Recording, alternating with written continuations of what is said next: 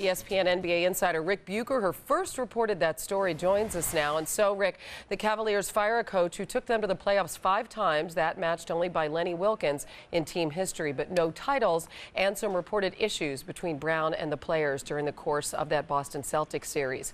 Who in the end made this decision and why?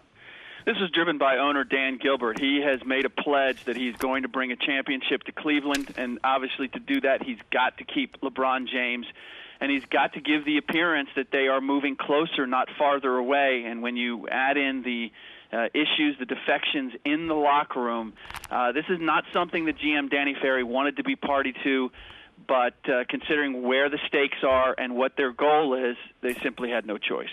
So what does this mean in context of the team's efforts to keep LeBron James? It actually opens up an avenue to, another way of saying, hey, look, you can win a championship in Cleveland, and this is how we're going to get there.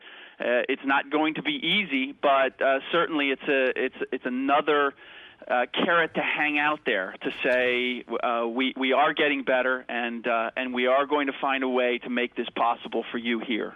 Conventional wisdom would dictate that the team look for a high-profile coach if they do intend to keep James. Who are the top prospects to replace Brown? The problem is they all have jobs right now.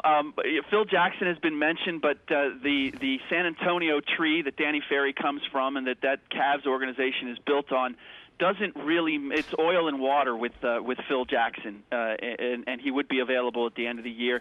The name to look at right now is Mike Krzyzewski from Duke, simply because he was enticed once before to go to the Lakers, ultimately passed on that, but he developed a great relationship with LeBron James. At the same time, he's known as a great defensive coach.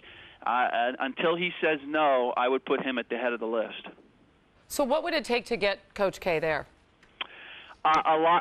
Basically a retirement package, the kind of money that he could never dream of making in college, and the idea that look, to complete your legacy as a head coach, you've done everything you can do at the college level, but here is your opportunity to put the cherry on top, which is to coach LeBron James and win a championship in Cleveland. The question is, does he want to make that new move? I don't have that answer, but that is Dan Gilbert has demonstrated that he will spare no expense, and I would expect that you would see the same here. And you said that Danny Ferry, the GM, did not want to be a part of the firing of Mike Brown, but certainly with an opportunity to bring aboard a coach he knows very well. That's ESPN NBA insider Rick Bucher. Thank you. You got it.